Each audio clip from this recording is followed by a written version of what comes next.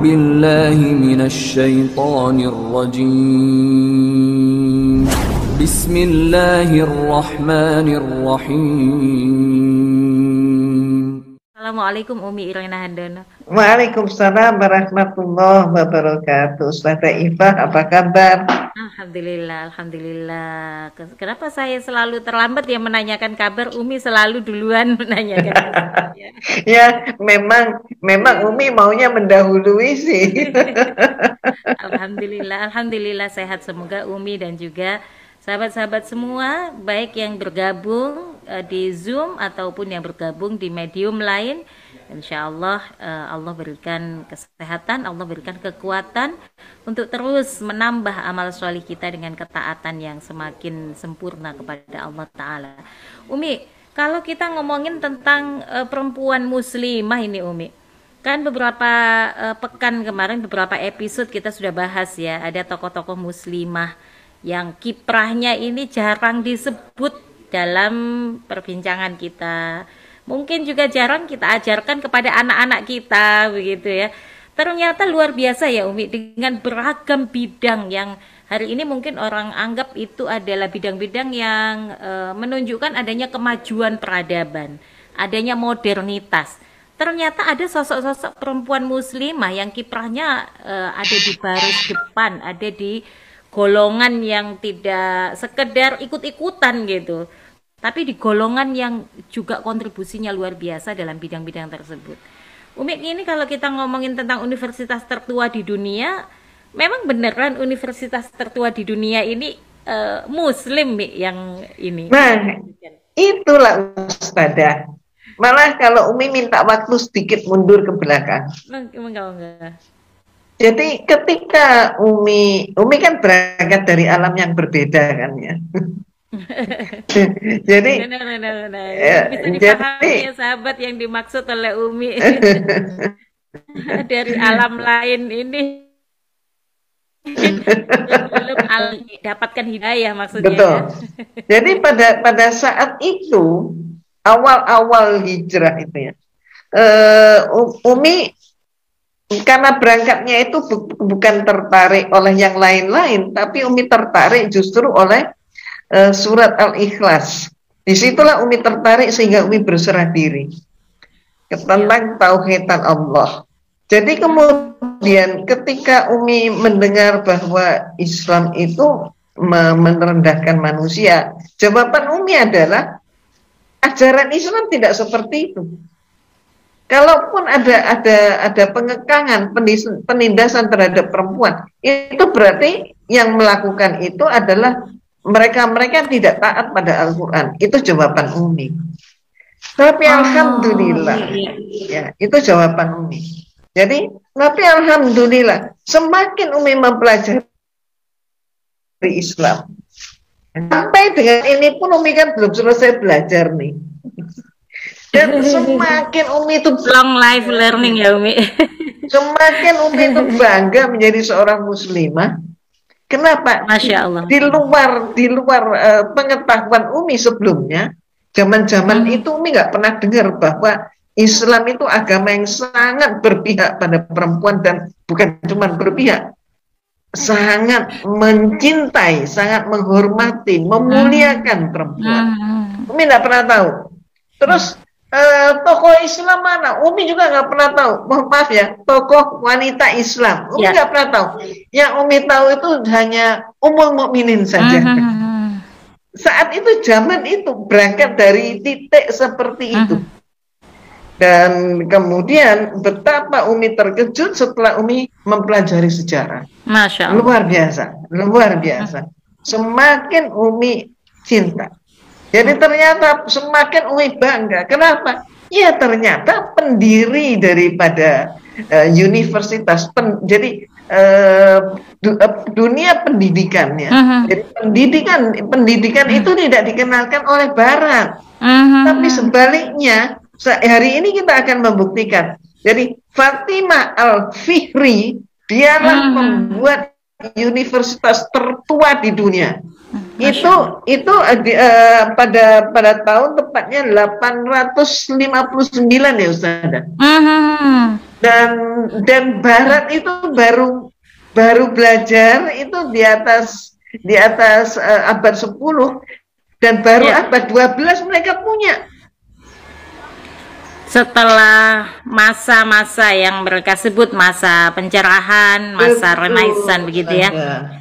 Umi, kalau kita flashback waktu kita membahas tentang Perang Salib. Perang Salib kan berlangsung pada abad ke-10, mulai abad ke-10 itu ya Umi ya, Mas, di tahun 1000 sekian, berarti abad ke-10 sampai 11. Nah, kalau kita mendengar bahwa ada sejumlah analis yang mengatakan sebenarnya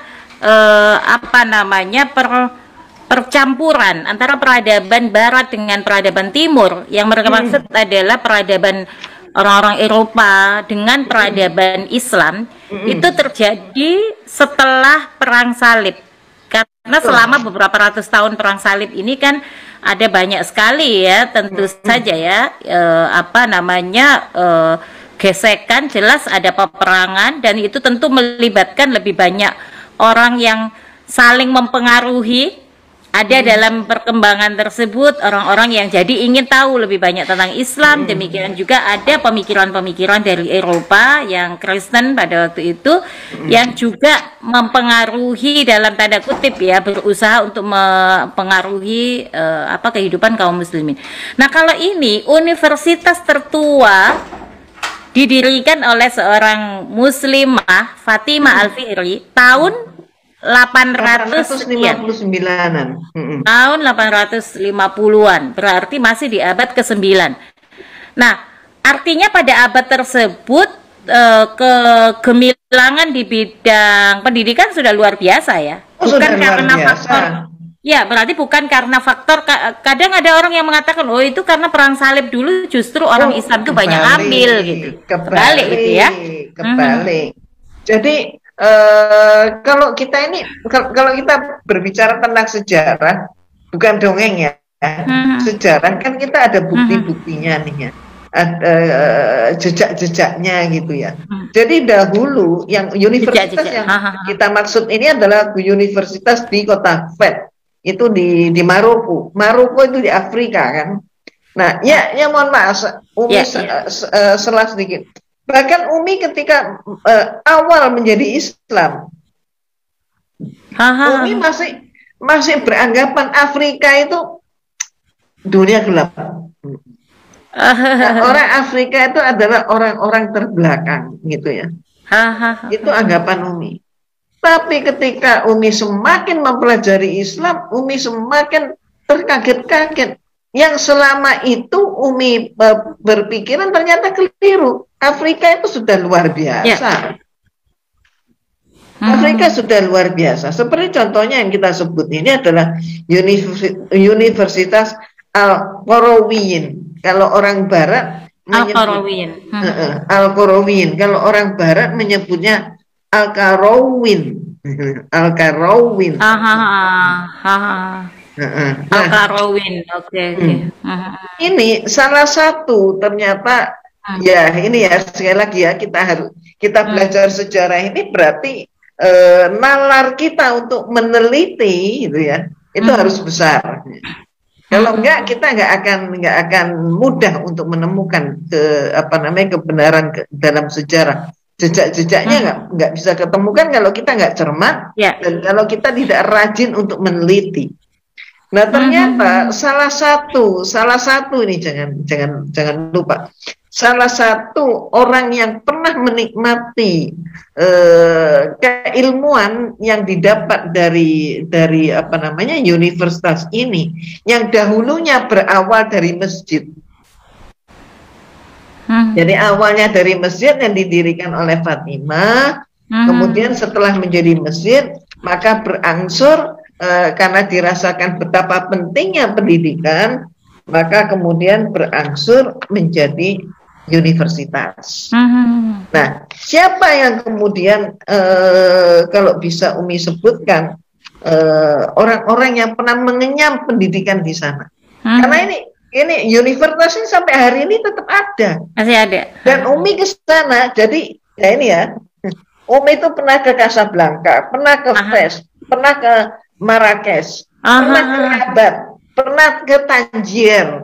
Udah ke sana. Masya Allah, Masya Allah. Umi sudah ke sana. Tapi sayangnya ketika Umi ke sana, tour guide-nya ini belum lulus lah gitu lah ya. Jadi yang dikenalkan itunya ya, keindahan-keindahannya aja ya. Kayak kita banyak orang yang nggak tahu ya Umi, Casablanca itu sebenarnya nama sebuah kota di Maroko ya. Kirain Casablanca itu kota di Eropa atau mana gitu. Padahal di Afrika gitu kan. Nah, kemudian kembali lagi hasil didikan daripada universitas ini, jangan kaget ya.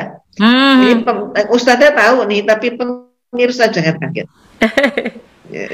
Salah satu hasil didikan di sana adalah Paus Sylvester kedua. Paus Sylvester kedua, yang pada waktu itu memang dia masih belum jadi paus. Tapi dia sudah dalam pendidikan biara, dia sudah pastor. Pendeta begitu ya Umi? Ya, kalau Kristen itu pendeta, kalau Katolik itu pastor. Pastor ya. Ya. Jadi dia dikirim ke sana. Kenapa? Ya karena kalau mau menikmati pendidikan, ya tempatnya pendidikan itu orang Islam. Ya. Jadi Umi sudah menemukan jejaknya bahwa Paus Sylvester kedua ini pun Umi nama kecilnya siapa ini Umi ada, tapi Umi harus buka catatan Umi lagi nanti deh. Nah, dia ini pun sudah belajar sampai ke Andalusia. Ya. Dia ke Cordoba. Dari Cordoba lagi kemudian dia ke Fes. Dan dia mengembangkan tentang angka-angka dalam Islam berbanding dengan angka-angka Romawi. Ya, aritmatika ya. Aritmatika. Nah, jadi orang Islam ini sudah menekuni itu, yang namanya aritmatika, terus yang namanya algoritma segala macam, aljabar. Itu sudah merupakan merupakan suatu penelitian, suatu keilmuan yang dimiliki oleh umat Islam. Tapi Barat saat itu belum punya. Ya. Mi, kan memang kalau aljabar itu kalau dalam bahasa orang-orang Eropa kan disebut algebra gitu ya.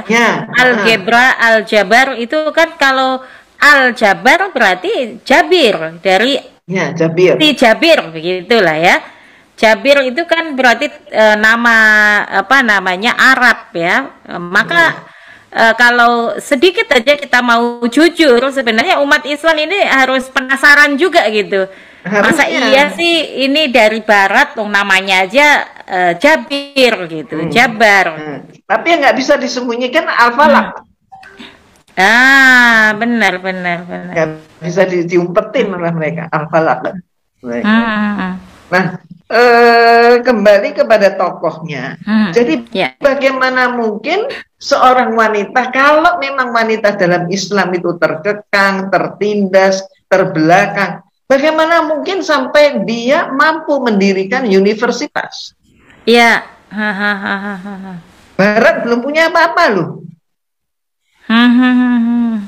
Sampai mendirikan universitas. Ternyata ini kalau kita sedikit mengupas tentang beliau, figur tokoh pendidikan ini, Fatimah Al-Fihri. Beliau adalah putri daripada Muhammad Al-Fihri, yang merupakan seorang pengusaha. Dan beliau bukan asli dari Maroko, kalau nggak salah itu dari Tunisia. Dari Tunisia, sebelahan ya, sebelahan. Seorang pedagang sukses dari Tunisia yang kemudian pindah dari Tunisia ke Maroko, ke Fes. Nah, pada saat itu bisnisnya juga melambung tinggi. Namun pengusaha ini Muhammad Al-Fikri itu juga usianya tidak sampai tua, ya, meninggal, dan putrinya adalah Fatimah Al-Fikri ini, dan adiknya namanya adalah Maryam. Ya. Nah, mereka bersaudara ini kemudian menghibahkan seluruh hidupnya bergelumit di dunia keilmuan Islam, khususnya di bidang sains. Jadi masjid itu kemudian diubah menjadi tempat pendidikan. Dari tempat pendidikan bukan sekedar pendidikan anak-anak, bukan sekedar pendidikan remaja, tapi sudah menjadi pendidikan untuk kaum dewasa yang sudah mengenyam pendidikan. Jadi inilah yang diistilahkan dengan pendidikan tinggi. Itu. Dan kalau kita ingat tentang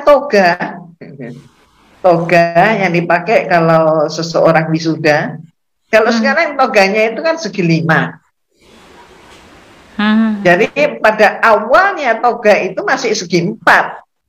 Nah, segi 4 ini simbol apa? Simbol Ka'bah.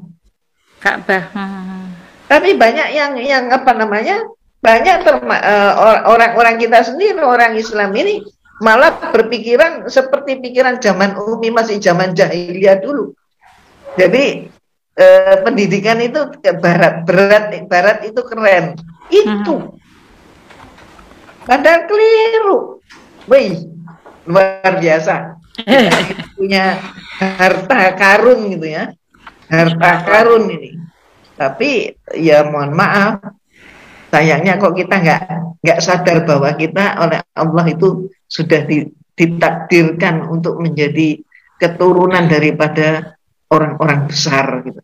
Yang memiliki, yang Allah berikan itu, Allah limpahkan harta karun yang demikian besar. Sampai pada waktu itu pun Fes ini ya, kota di Maroko itu oleh UNESCO juga dianggap sebagai Mekah dari Barat dan Athena dari Afrika.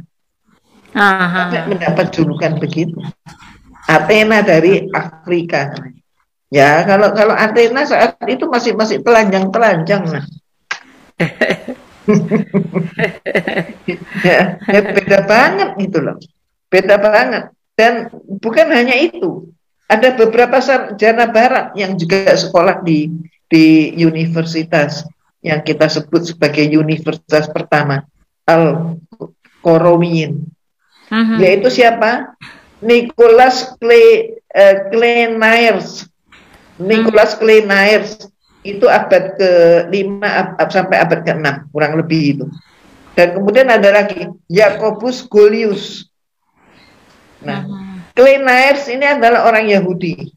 Dia mempelajari bahasa Arab untuk memahami Al-Quran. Nah, dia berarti meneliti Al-Quran.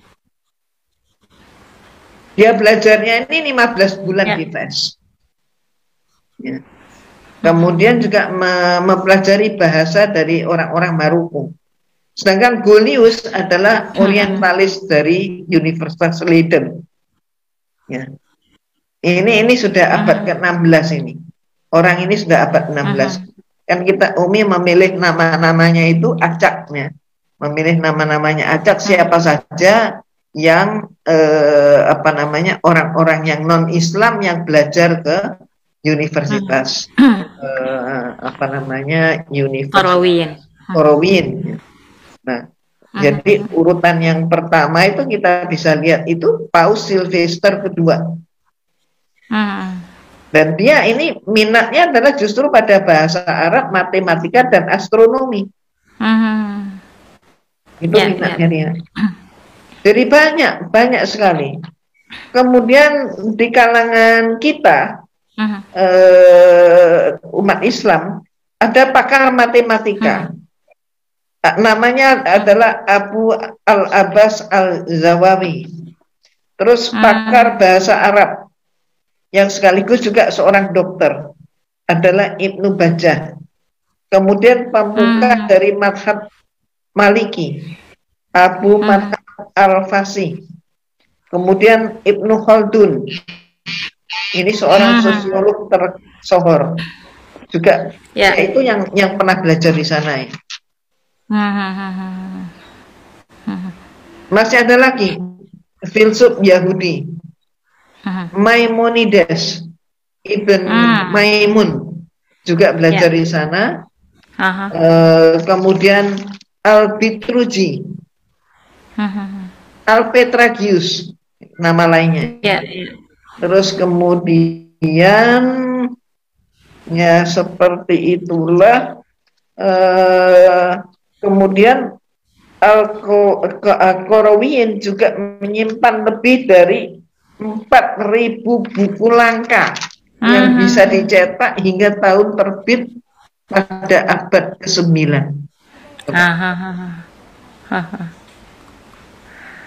Ya Allah. Ya, macam-macam ini ya. Nah, namun seperti Ustazah bilang, kegemilangan pendidikan, jadi riset-riset yang dilakukan dan semuanya itu disupport oleh rezim saat itu, kalau istilah bahasa sekarang, oleh pimpinan negara saat itu. Kalau pimpinan negaranya orang intelektual gitu ya, dari kalangan cendekiawan, pasti ketertarikannya juga pada pendidikan. Tapi kalau kepala negaranya itu tidak dari kalangan cendekiawan, gitu kan? Misalnya dari kalangan pedagang, misalnya ini ya, ya kecenderungannya ya dagang. Gitu kan? Ya, jadi kalau kepala negaranya itu kecenderungannya membaca, pasti yang diperhatikan perpustakaan. Tapi kalau kepala negaranya memang nggak hobi baca, ya perpustakaan itu khawatir Umi suatu saat kertasnya itu akan dengan mudah sekali dihanguskan. Itu yang ngeri, seperti pada masa kejayaan, pada masa saat Islam runtuh. Jadi Islam sudah jaya, terus bagaimana meruntuhkan Islam? Antara lain kan perpustakaannya ini dihancurkan. Ya. Meski sebenarnya memang bukan hanya peninggalan-peninggalan fisik itu ya yang bisa membangkitkan kembali ya. Tapi ya qadarullah ya Umi, memang umat Islam kan mengalami masa ketika perpustakaan yang memuat tadi ya berbagai karya para tokoh-tokoh besar, kemudian membukukan agar semua orang bisa mendapatkan ilmu yang sama, bisa mengembangkan ilmu tersebut. Ini pernah dihancurkan atau pernah dibakar perpustakaan tersebut. Tapi kan kalau kita lihat pada masa berikutnya ya, itu kalau kita ingat pada masa Baghdad ya, berarti setelahnya kan masih ada masa kepemimpinan Islam berikutnya yang ada di Eropa, yang ada di Andalusia. Kemudian ada kekhilafahan Islam Utsmani yang juga sangat panjang kurun masa kekuasaannya, dan bahkan memiliki pengaruh sampai 3/4 wilayah dunia. Artinya memang modal yang dimiliki oleh kaum muslimin berupa pemikiran Islam, cara berpikir Islam itu menjadi kata kunci ya. Betul. Nah, kalau kembali ke Fatimah Al-Fihri Umi, kan tadi Umi gambarkan bagaimana pengakuan terhadap kampus atau perguruan tinggi yang didirikan oleh Fatimah Al-Fihri. Kalau kita ambil pengakuan tersebut dari orang-orang yang dihasilkannya, baik dia adalah muslim yang kemudian punya peranan yang luar biasa bagi dunia Islam, bahkan melahirkan banyak ilmu-ilmu yang diakui oleh orang lain. Bahkan tadi Umi gambarkan orang-orang non-muslim pun, mereka yang dari Eropa pun, mereka sangat ingin bisa mendapatkan limpahan ilmu itu juga, belajar matematika, belajar astronomi dan seterusnya dari Universitas Al-Qarawiyyin ini. Nah, Fatimah Al-Fihri sendiri sebagai seorang pribadi seperti apa Umi? apakah kalau sekarang kan orang sering bilang kalau orang itu cinta ilmu, biasanya mereka sangat ilmiah. Kalau sangat ilmiah itu apa-apa di rasio begitu, Umi. Dan itu seringkali agak kontradiktif ya dengan ketaatan kepada Allah. Karena banyak hal yang berkaitan dengan ibadah, berkaitan dengan ketaatan kepada Allah itu kan nggak bisa dirasionalisasi. Iya, namun yang perlu kita cermati begitu, walaupun Umi memang masih belum sempat menukik ke dalam ya kepada kepribadian beliau, tapi secara logika saja, kalau kita ingat, ini asalnya kan masjid. Ya kan, fondasi utamanya adalah fondasi ibadah. Jadi sehingga Fatimah ketika mendirikan universitas, niatnya itu sudah bisa dipastikan, niat mendirikan sekolah adalah dalam rangka untuk ibadah. Artinya perguruan tinggi tadi adalah pengembangan dari fungsi masjid begitu ya? Betul sekali, Ustaz. Jadi begitu apa namanya, beliau meletakkan pentingnya pendidikan. Ya, dan itu akan sangat berdampak banget gitu ya. Karena apa? Karena kalau kita mempelajari seksama, ya iman di dalam pemahaman Islam ini, dalam agama kita itu kan beda banget dengan iman, konsep iman di dalam agama yang lain.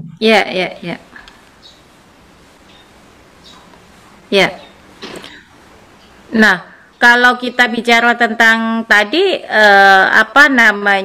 mendirikan perguruan tinggi atau universitas diawali dari masjid, berarti sahabat kita bisa bayangkan ya bahwa tujuannya adalah untuk ketaatan kepada Allah.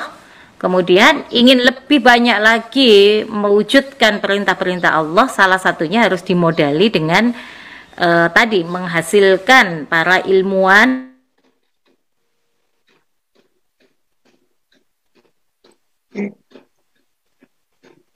Suaranya hilang. Ya, suara.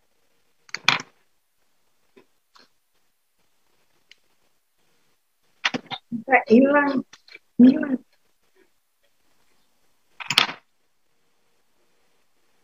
Assalamualaikum Bu Ustazah Irena Handono.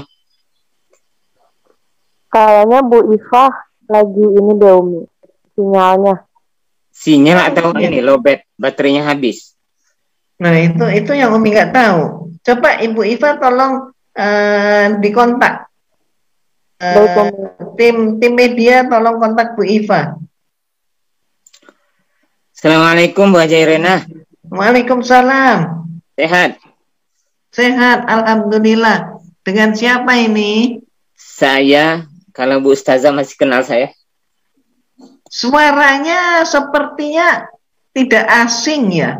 Nah, saya buka kamera itu. Saya lagi buka kamera. Silakan Ustazah lihat. Namanya Ridho Datuk Rajo Batuah. Oh, alhamdulillah, Ustaz Ridho. Alhamdulillah. Apa kabarnya Ustaz? Alhamdulillah, sehat Ustazah. Alhamdulillah. Lama kita nggak ketemu nih. Ya, bertahun-tahun yang silam. Iya. Masih di Bekasi, Bu Ustazah, masih? Sekarang saya lebih banyak di pondok, di Sentul. Oh, Sentul. Ya. Ada pondok di sana ya? Alhamdulillah. Ya, jadi udaranya jauh lebih bersih daripada lebih sehat di ya. Pusat kota. Ya. Insya Allah. Ustaz sekarang di mana? Saya di Ciputat, Ustazah. Oh, di Ciputat. Iya, dekat UIN, dekat UIN. Yang ngajarnya gampang, nggak jauh-jauh. Alhamdulillah. Iya. Alhamdulillah. Saya tadi dapat WA dari Bu Hajana Fitri. Bahas tuntas universitas katanya. Iya. Terus itu lagi bahas Maroko katanya. Ayolah insyaallah saya hadir sih. Maroko kota yang indah. Kota yang indah. Alhamdulillah. Umi udah pernah itu ke ya itu tadi. Ya kalau Casablanca kan ya, Fes, Marrakesh, Rabat, Tangier, Udah, Umi udah masuk, udah sholat di masjid itu. Qarawiyyin sudah? Sudah Qarawiyyin. Sudah ya. Itu yang Jami' Al-Hasan Sani yang di Casablanca. Udah masuk juga. Yang ketiga terbesar di dunia itu. Ya. Alhamdulillah. Cuman saat itu memang pemahaman sejarah Umi nggak seperti hari ini gitu ya. Dan hari ini pun masih belajar terus gitu. Masih belajar semua. Alhamdulillah. Alhamdulillah. Iya. Sebetulnya di mana? Nah, Ustazah Ipa. Saya mohon maaf, ini nampaknya saya dapat kendala perangkat gitu tadi, saya terlempar. Oh, terlempar. Alhamdulillah, yang penting udah masuk lagi. Alhamdulillah. Ya, nampaknya ada yang alumni Maroko ini tadi ya, Umi. Iya, betul. Ustadz kita, Ustadz Ridho. Alhamdulillah. Alumni Maroko. Alhamdulillah. Ya, Umi, kan kalau hari ini saya ingin melanjutkan tadi ya pembahasan tentang mempertentangkan atau mendikotomikan antara ilmu dengan ketaatan kepada syariat. Kalau kita taat kepada syariat kan banyak hal yang secara saintifik, secara ilmiah itu nampak nggak bisa dibuktikan gitu. Padahal boleh jadi memang belum mampu manusia untuk membuktikan. Tapi gitu eksistensinya tidak terbantahkan. Ini bedanya dengan yang lain. Maksud Umi dengan yang lain itu dengan yang di luar Islam. Tapi dari kisah atau sejarah Fatimah Al-Fihri tadi nampak sekali ya bahwa motivasi beliau tokoh ini untuk mengembangkan ilmu, bahkan sampai menghibahkan hidupnya, hartanya untuk pengembangan ilmu, itu adalah ketaatan kepada Allah. Betul. Tentunya kalau nanti kita dalami lebih lanjut secara pribadi, beliau pasti orang yang benar-benar memperhatikan bagaimana hukum-hukum syariat itu bisa semuanya dijalankan, kan begitu ya Umi? Betul. Kalau tadi misalnya sampai memikirkan identitas orang berilmu, punya topi seperti apa, punya pakaian seperti apa, yang tadi toga yang Umi jelaskan, itu aja langsung sambungannya adalah dengan Ka'bah begitu ya. Artinya semua ilmu, ketinggian pengetahuan, luasnya wawasan itu tidak boleh salah orientasi, tapi orientasinya harus kepada ketundukan kepada Allah Ta'ala, yaitu salah satunya simbolnya adalah dengan tadi mengingatkan orang kepada Ka'bah begitu. Nah kalau hari ini kan juga kita temukan banyak orang makin tinggi ilmunya, Ustazah makin lagi banyak hal yang harus diukur dengan. Nah, alhamdulillah bisa masuk. Ini yang begitu.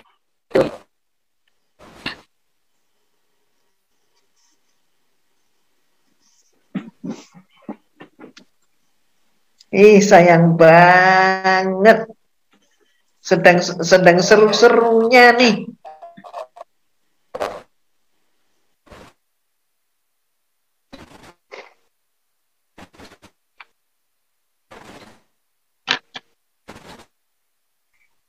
Ustadz Ridho masuk lagi, Ustadz Ridho. Ya, hadir. Alhamdulillah. Jadi Ustadz waktu itu di Maroko sampai berapa tahun Ustadz?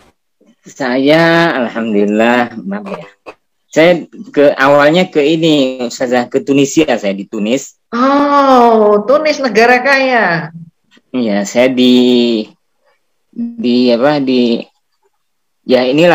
karena kan ada 3 universitas tertua di dunia yang berada di Afrika, itu kan? Mesir, Al-Azhar, kemudian Al-Azhar, Tunis sama Maroko. Sama Maroko, ya. Jadi pernah di Tunis 4 tahun, S1. Alhamdulillah.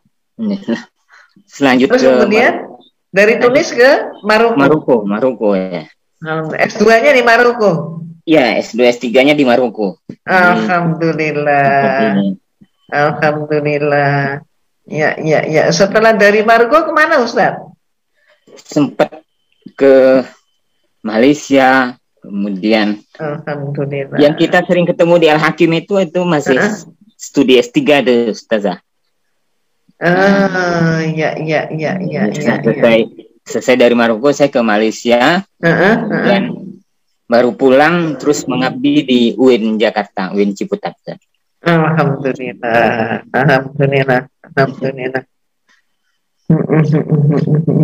Betapa indahnya. Alhamdulillah. Ustazah di Sentul di mana Ustazah? Sentul saya di ini Ustaz, di Bojongkoneng. Tapos, Bojongkoneng, Tapos. Dekat dengan Azikra? Nah, Azikra itu di bawah. Azikra itu di dekat seberang tol. Kalau saya keluar dari tol itu langsung ke kiri. Kiri lurus saja sampai Taman Budaya, lurus lagi ada pertigaan. Nah, pertigaan belok ke ke kanan, pertigaan ke kanan. Naik di situ. Ya. Oh. Lewat ini berarti lewat ke Jungleland apa lewat semua ya? Lewat. Enggak kalau Jungleland itu ke bawah lagi. Tapi saya enggak ke Jungleland, langsung ke kanan. Oh, langsung ke kanan. Itu Ustaz. Itu kota Sentul itu sekarang jadi ini apa? Mercusuar itu. Di situ ada Tazkiyah, ada Zikra. Kalau pondok Ustazah apa namanya Ustazah? Pondok apa namanya? Mu'alafah. Oh, pondok Mu'alafah. Mencetak mu'alafah yang semoga menjadi beriman. Ustazah Ifa, alhamdulillah sudah hadir kembali. Ayo Ustazah. Lanjut Ustazah. Mohon maaf Umi, ya Allah ini. Karena sejak pagi sudah ada Zoom meeting, jadi mungkin perangkatnya minta perhatian khusus. Itu perangkat. Ya Umi, alhamdulillah tadi sedikit merefresh ya. Ini nampaknya juga PR ya bagi kita untuk mengingatkan ya bahwa banyak sekali intelektual yang hari ini terpengaruh ya Umi ya dengan pola pikir scientific ala Barat begitu. Betul sekali. Jadi kalau Umi menyampaikan itu dengan bahasa awam, ini racun Barat udah bertebaran di mana-mana. Ya. Jadi racun sekularisme, sekularisme, liberalisme, udah saudara kandungnya itu. Jadi akhirnya sampai kita ini kehilangan jati diri. Ini udah miris banget. Bener-bener deh udah miris banget. Ya. Banyak juga kan Umi mungkin memang membicarakan tentang sekularisme juga bukan hal yang baru ya. Sejak lama kita juga sudah banyak berbicara tentang sekularisme ini. Tapi menurut saya nggak ada salahnya memang kita terus mengulang supaya publik maupun kaum muslim secara umum itu selalu ingat gitu bahwa sekularisme itu belum pergi dari kehidupan kaum muslimin. Sekalipun hari ini nampak ya sikap keberagamaan, keinginan untuk lebih mengenal agama itu lebih baik lah ya dibandingkan waktu-waktu yang sebelumnya. Misalnya kalau kita temukan ada orang yang menganggap ya kan saya memang kepakaran saya di bidang sains. Ya jangan tuntut saya untuk mengenal atau menguasai juga bidang fikih, tafsir Quran. Nah, ini kan. Jadi Ania yang bersangkutan itu belum apa-apa gitu sudah memvonis dirinya bahwa kemampuannya terbatas untuk sains. Jadi dia mempertentangkan kalau fikih itu bukan bidang saya. Nah, padahal kan kita di dalam kajian-kajian yang lalu itu sudah membuktikan bagaimana orang-orang yang multimed ini, orang-orang yang polemik ya. Jadi mereka itu ahli mereka itu dari bidang fisika gitu ya, tapi sekaligus juga sastra.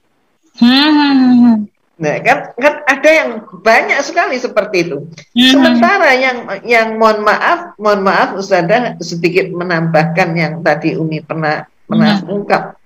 Kalau memang suatu kaum itu pemimpinnya adalah agamawan begitu, maka dia juga mempunyai kecenderungan untuk mengamalkan ajaran agamanya. Kalau Islam, maka dia ingin amalkan untuk bagaimana kepemimpinannya itu berdampak rahmatan lil alamin.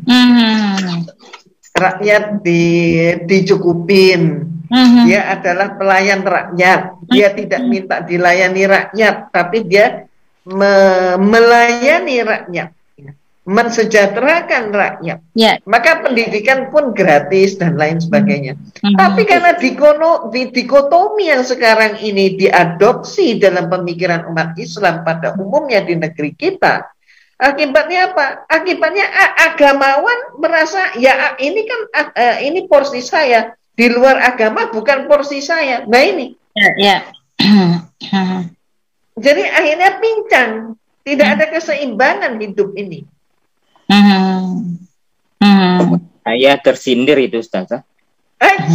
Gak maksud nyindir loh Ustaz.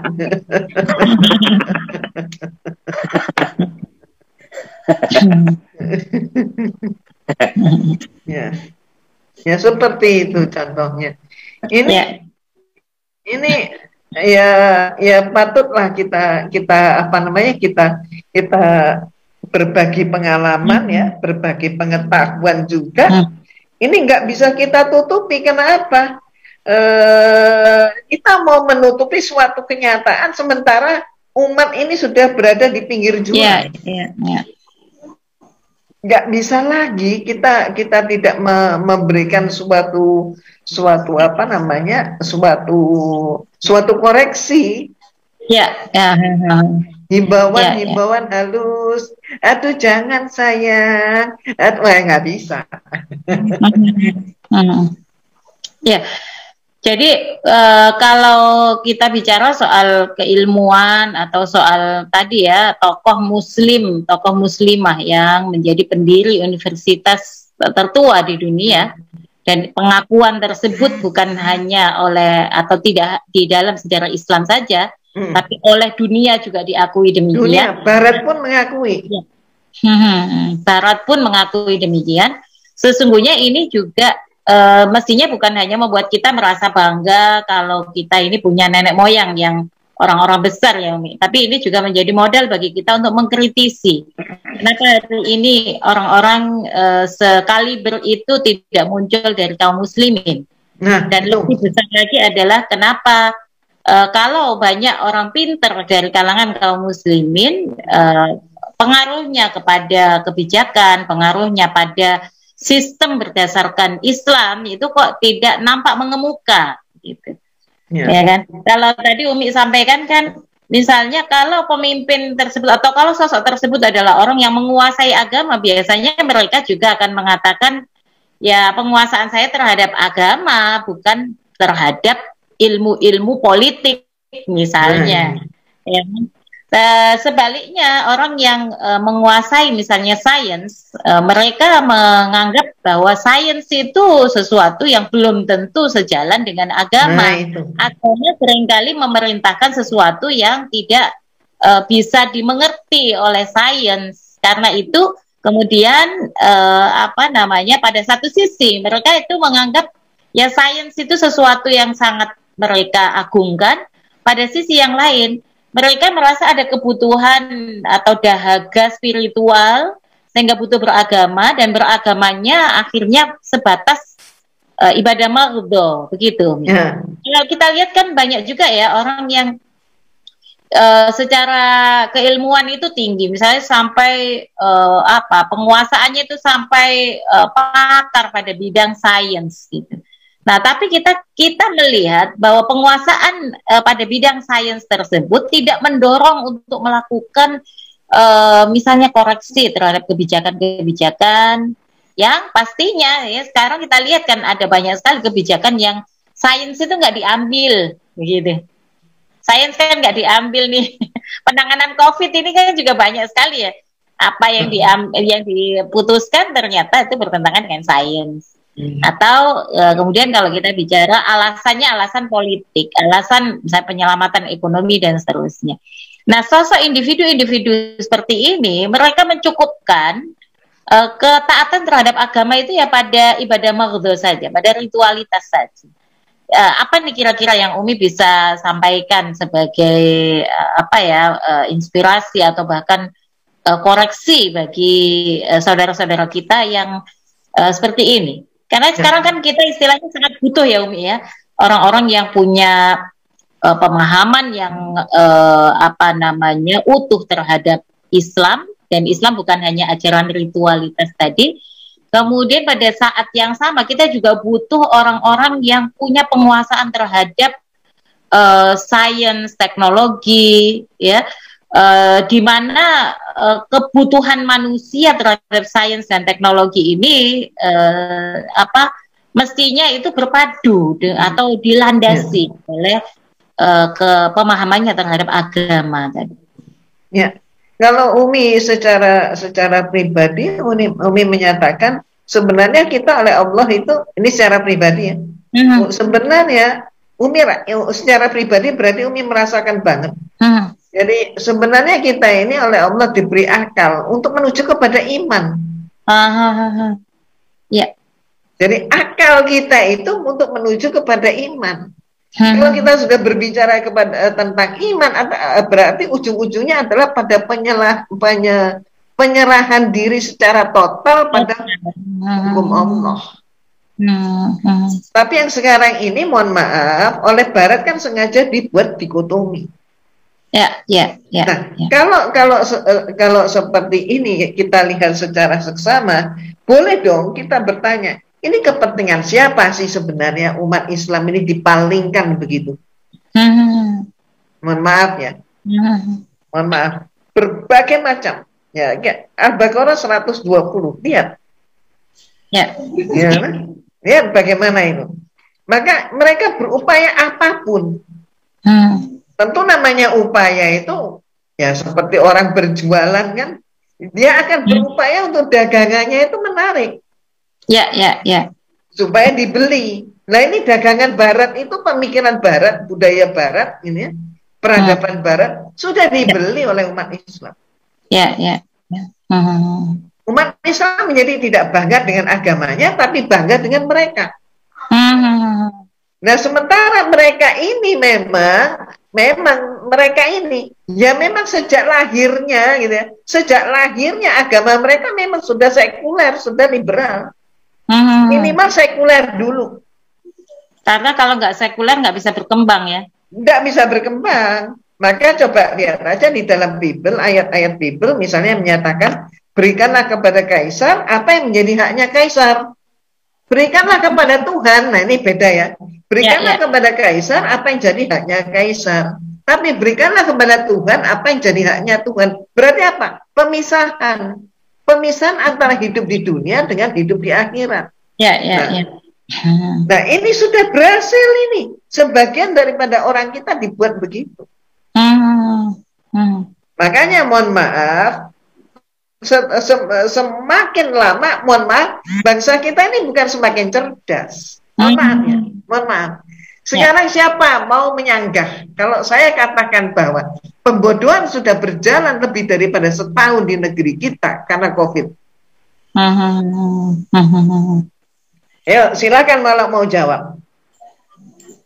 Nyatanya memang jadi bodoh kan anak didik kita. Iya kan? Dan ternyata memang ada ini katanya kalau informasi benar ini sangat menyakitkan hati karena apa? Memang ada desain supaya mengubah sistem pendidikan di Indonesia hanya dengan sistem daring. Loh kalau itu memang ada, wah kejem banget deh. Coba lihat pada abad 10 katakanlah, pada abad 10 Islam itu katakanlah abad 10 ya, Islam itu sudah mencetak cendekiawan luar biasa. Tapi hari ini yang dicetak oleh negara terbesar, negara Muslim terbesar, negara Muslim terbesar termasuk negeri kita, yang dicetak ini apa? Yang dicetak ini adalah tenaga kerja. Nah sekarang, ini sudah jatuh di himpit tangga. Sekarang sudah mencetak tenaga kerja, tapi ternyata ini yang didatangkan tenaga kerja asing. Apa enggak jatuh di himpit tangga itu namanya? Ya Allah. Nah, ayo kita kembali pada tatanan Islam supaya kita terselamatkan. Nah, Barat ini, mohon maaf tanda kutip nih ya, BARAT ini tanda kutip ini dengan kuruni-kuruninya ini sudah tahu sejak lama. Ini kegemilangan Islam tidak boleh terjadi lagi. Karena Utsmani itu sudah berhasil menguasai 3/4 dunia, dirobohkan dengan susah payah dengan apa namanya, membuat figur yang namanya Mustafa Kemal Atatürk. Ya kan? Terus campur tangan Yahudi kayak apa? Wah, udahlah, udah tahu. Nah, ini jangan sampai Islam ini bangkit menjadi total di dunia ini dikuasai. Jadi gimana? Ya, kalau begitu Islam tidak boleh menyeluruh, nggak boleh lagi menjadi Islam yang kafah. Yang boleh adalah Islam separuh-separuh. Nah, malamnya apa namanya Muslim, atau paginya adalah mohon maaf apa ya, berhala gitu kan? Nah ini, mohon maaf, paginya siangnya berjudi, paginya sholat, gitu kan, minta berkah supaya dimudahkan dalam semua urusan, termasuk urusan judi, pikirnya gitu. Terus ya begitulah, berbenturan gitu ya, berbenturan kepribadian yang tidak utuh. Nah, ini yang dikehendaki oleh mereka. Ujung-ujungnya nih kita ini hanya sebagai tempat pemasaran produk mereka aja. Senjata disuruh beli, nanti yang bunuh-bunuhan juga orang kita, tapi yang diuntungkan mereka. Nanti obat bius juga mereka yang buat. Terus yang dipasarkan di mana, di kita. Yang sampai kemudian teler-teleran kita, yang ancur-ancuran kita, kan itu. Ya.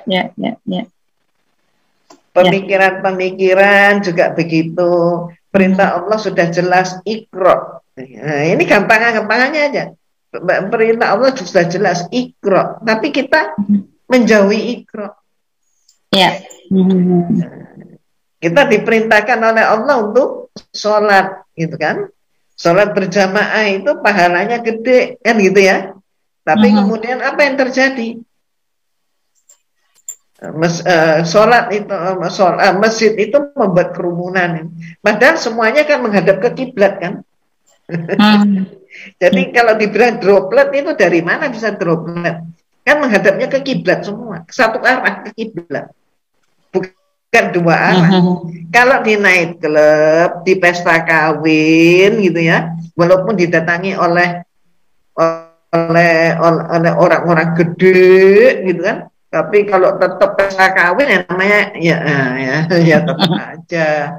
Apalagi night club ya terus macam-macam lagi lah begitu. Tapi intisarinya kalau nggak mau apa namanya menerima apa yang saya katakan, ya kita lihat hari ini buktinya apa? Gagal kan penanganan COVID di negeri ini. Hari ini kita ini adalah terdampak terbesar di dunia. COVID yang terbesar di dunia adalah di Indonesia. Ya Allah. Nah, mau nggak diakuin? Itu data. Ya kan? Mudah-mudahan kita ini mau sadar lah. Ya. Bahwa kita ini sudah berpijak pada pijakan yang nggak benar. Ayolah Jangan sampai masih ngancam-ngancam lagi dengan mengatakan saya lebih senang di neraka daripada di surga. Nah, kalau di neraka ketemu bintang film, seksi-seksi. Kalau di surga nanti ketemu sama ulama-ulama, kiai-kiai. Nggak seru, enak seruan di neraka aja. Ada yang ngomong begitu. Alhamdulillah kali. Jangan nantang-nantang deh. Jangan nantang-nantang. COVID itu memang ada. Cuman COVID itu, makhluknya itu, COVID itu yang disebut COVID itu terlalu seksi. Jadi apa? Yang pengen nunggang itu banyak banget. Nunggang politik COVID, nunggang ekonomi COVID, nunggang macam-macam saja di situ.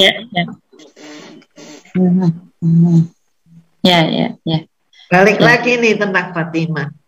Maka perlu kita tanya Ustazah, sebenarnya ini beliau ini dari siapa? Kalau orang tuanya ayahnya Muhammad Al-Fihri, tapi yakin gitu. Kalau orang tuanya ini tidak mengajarkan dia Islam, nggak mungkin dia punya selera yang demikian tinggi sampai menghibahkan seluruh kekayaannya dia dan adiknya untuk apa? Membuat pendidikan ini. Ya. Kalau dalam sejarah juga ada yang menyebut Fatimah Al-Fihri ini nama lebih panjangnya lagi atau julukannya itu adalah Al-Quraisy. Al-Quraisy berarti masih ada keturunan Quraisy begitu ya Umi.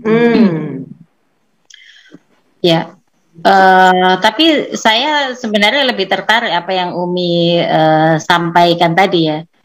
Saya belum pernah ke Maroko, tapi saya pernah beberapa waktu di Tunisia, tetangga Maroko. Asalnya Fatimah Al-Fihri, tadi kan dari Qarawiyyin. Qarawiyyin itu satu daerah di Tunisia ya. Kairouan.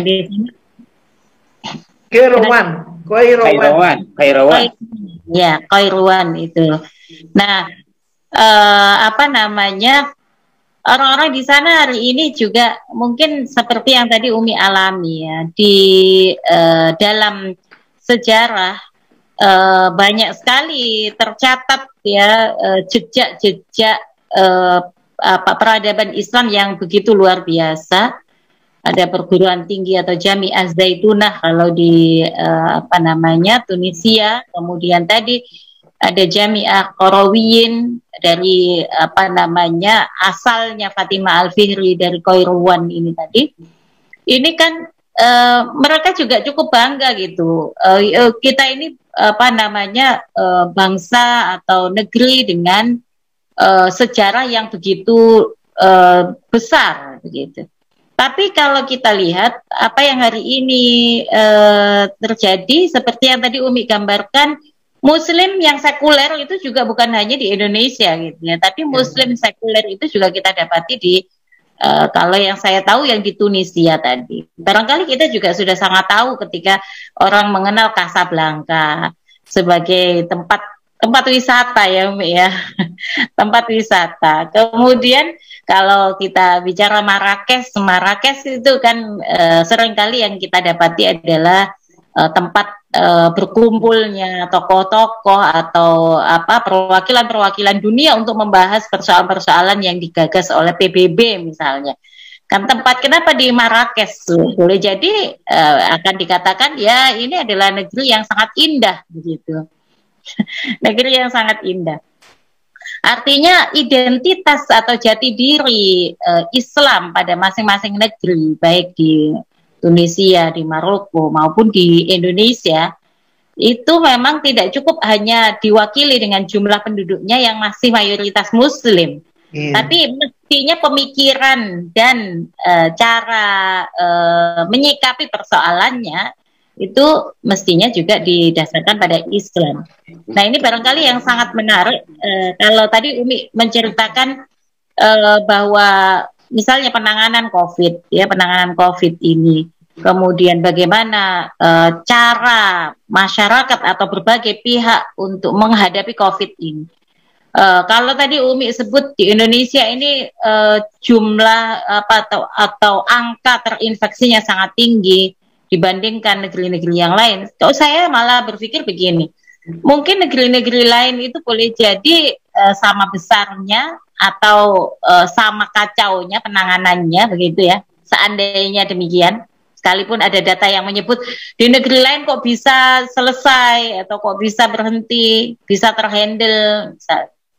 Tapi seandainya pun sama kacaunya, sama kesulitan dan kerumitan penyelesaiannya, taruhlah misalnya kemarin di India atau mungkin di Amerika, di Italia dan seterusnya.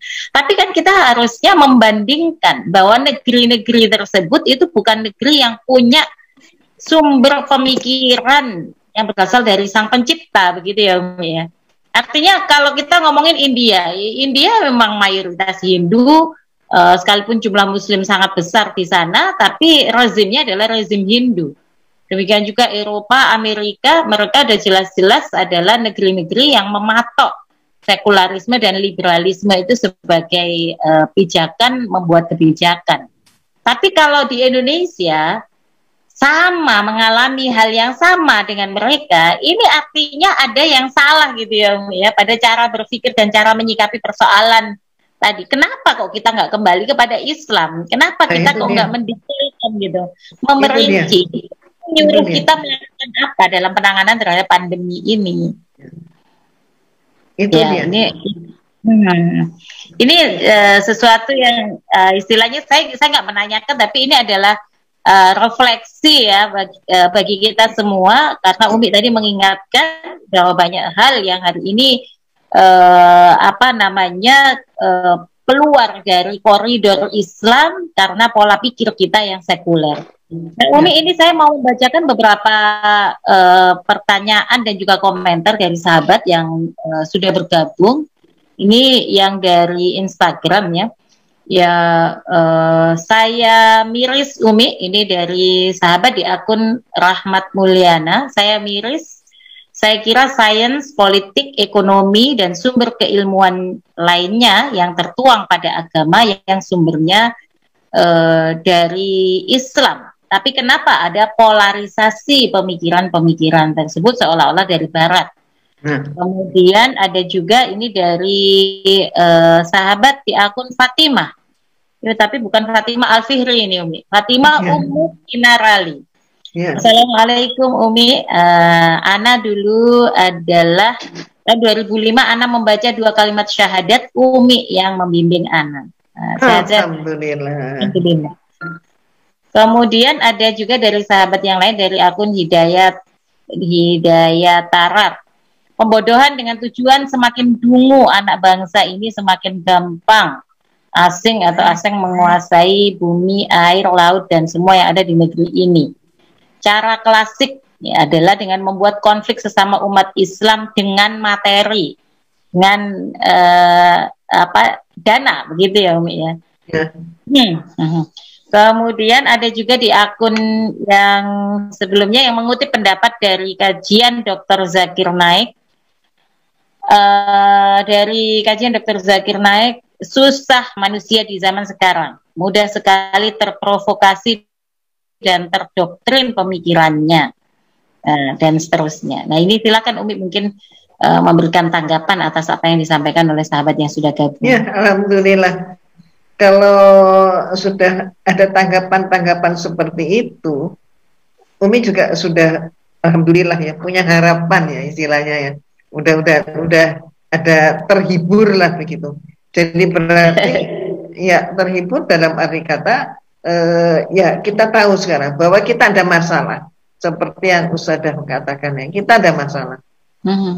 Jadi kita ini sedang kecerobohan, mohon maaf kalau dikatakan kecerobohan sebagian daripada kita sudah termanfaatkan oleh mereka. Kita sudah diadu domba, kita sudah dicerai-berai, gitu kan? Kita dibuat sibuk sendiri, begitu. Kita kemudian menyalah-nyalahkan diri sendiri, menyalah-nyalahkan orang lain. Padahal yang salah itu adalah pengingkaran tersistem dari kalam Allah. Itu sebenarnya yang terjadi. Ini sudah pengingkaran tersistem ini. Ini enggak apa namanya, kalau dibiarin kita tetap enggak mau sadar gitu ya. Maka mohon maaf, sudah tipis bedanya antara beriman sama orang yang ingkar. Ya. Coba kalau kemudian Ustadzah ingat bagaimana negara-negara yang lainnya yang juga mohon maaf pada awalnya sudah menyatakan tolonglah kami tidak bisa hidup dengan makmur. Oh ya, ini kamu perlu kantor, kamu perlu pelabuhan, kamu perlu lapangan udara. Nanti juga apa-apa, nanti saya yang membangun. Membangun, kalau kami memang tidak mampu bangun sendiri, uangnya tidak ada, tidak apa-apa. Pak, kita bangunkan semua, tinggal kamu pakai, bayar belakangan. Ternyata negara-negara yang dibuat seperti itu sekarang ini semuanya menjerit semua. Menjerit, nggak mampu bayar dia. Dan kalau sudah itu negaranya dilikuidasi. Aset-aset sumber dayanya ya mungkin. Nah, kita kan sudah mau mulai ini namanya. Ada landasan lapangan terbang atau landasan apa namanya lah, istilah jalan tol mana ya. Oh, ini nanti bisa dijual untuk bayar utang. Ini nanti bisa dijual. Berarti apa? Ini aset ini tidak lagi dimiliki oleh negeri, anak negeri. Aset ini dimiliki oleh orang asing.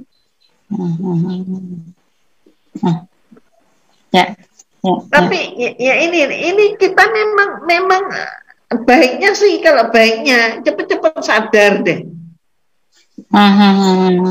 Jangan sampai terlambat. Ya. Ya, apa yang disampaikan oleh Umi ini jelas bukan provokasi ya sahabat ya, tapi semua data-data yang kita saksikan hari ini mestinya terus ya kita baca, kita jadikan sebagai modal bagi kita untuk menyampaikan pandangan-pandangan maupun kritik-kritik agar kita mendapatkan kebaikan. Artinya saya menangkap yang dimaksud oleh Umi ini tentu saja adalah mendorong kita punya sikap kewaspadaan, dan kalau kita punya kewaspadaan tentu saja kita juga lebih serius lagi untuk memberikan nasihat, memberikan koreksi, bahkan kemudian menyampaikan lebih luas lagi ya bahwa ini adalah kewajiban kita semua. Nah, kalau kewajiban kita semua untuk memberikan nasihat kepada para pemangku kebijakan, pada mereka yang diamanahi kepemimpinan, ya kalau semua orang, semua pihak, semua kalangan menyampaikan pandangan yang sama, yakni bahwa kita ini semestinya tidak sebegitu mudahnya gitu, mengambil pandangan-pandangan yang tidak bersumber dari Islam. Apalagi kalau kemudian kebijakan-kebijakan yang didasarkan pada kesepakatan, didasarkan pada pemikiran-pemikiran yang sekuler tadi, di tempat yang lain, di negeri-negeri yang lain sudah terbukti menghancurkan, sudah terbukti tidak memberikan kemaslahatan bagi rakyatnya, bahkan tadi menjadi jalan terambilnya aset, ya, menjadi jalan kemudian penanganan terhadap pandemi itu tidak kunjung membuahkan hasil, ya, dan berlarut-larut pandemi ini serta kerugian yang luar biasa, mulai dari lost learning, kerugian anak-anak kita tidak bisa belajar secara normal, kerugian secara ekonomi, kerugian secara mental, dan lebih besar lagi tentu saja adalah kerugian secara jiwa. Dan ini adalah sesuatu yang sangat-sangat disakralkan oleh Islam, ya, bahwa manusia ini makhluk yang dimuliakan oleh Allah. Walaqad karramna bani Adam, dan kami telah memuliakan anak manusia. Nah, atas dasar apa kemudian kita membiarkan kebijakan-kebijakan yang ada yang makin banyak menyengsarakan, begitu ya Umi ya, kesengsaraan ini kan semakin banyak, bukan hanya soal orang yang nggak bisa makan, tapi yang sakit itu juga mendapatkan penanganan juga semakin susah ya, dan seterusnya. Ini tentu saja adalah perlawanan dengan apa yang Allah perintahkan. Karena itu saya kira kita semua pada frekuensi atau pada level yang sama. Kita berbicara ini dalam rangka bagaimana kita memberikan masukan, memberikan nasihat, dan terus mengopinikan sebuah langkah-langkah perbaikan bagi kebijakan-kebijakan di negeri ini. Tentu saja tadi kita bicara tentang Fatimah Al-Fihri, kita bisa mendapatkan keteladanan dari beliau bahwa taat kepada Allah itu tidak cukup hanya pada aspek ritual. Karena itu ketaatan kepada Allah pada konteks hari ini juga harus ditunjukkan oleh para intelektual yang mereka mewujudkan ketaatannya kepada Allah dengan mengoreksi kebijakan. Para politisi yang mereka mestinya juga mengoreksi apakah pandangan-pandangan politiknya berdasarkan Islam. Kalau belum atau kalau tidak berdasarkan Islam, maka hendaklah takut kepada Allah. Karena sesungguhnya Islam juga sudah memberikan tuntunan bagaimana berpolitik. Umi, ini kita kalau ngomong tentang kondisi bangsa hari ini, mencari solusi itu panjang sekali memang, Umi. Nggak cukup dengan episode hari ini.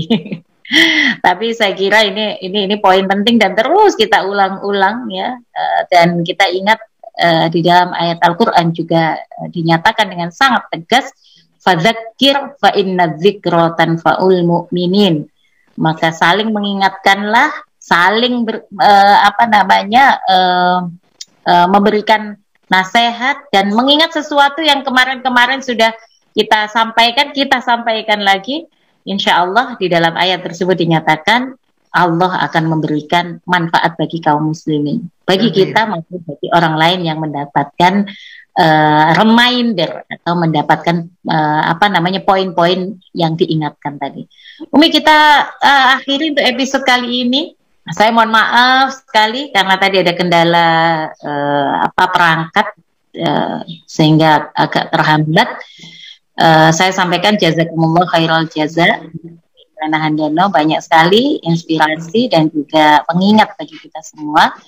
Saya sampaikan hal yang sama, jazakumullah khairal jaza untuk sahabat-sahabat yang sudah bergabung.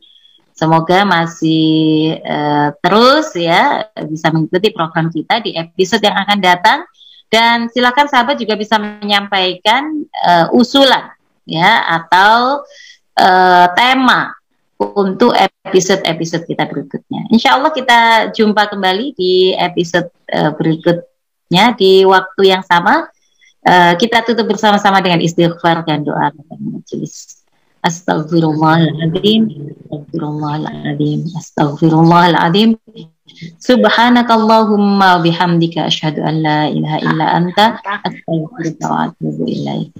Alafu minkum ihdinas siratal mustaqim. Wassalamualaikum warahmatullahi wabarakatuh. Waalaikumsalam warahmatullahi wabarakatuh. Izin pamit Umi.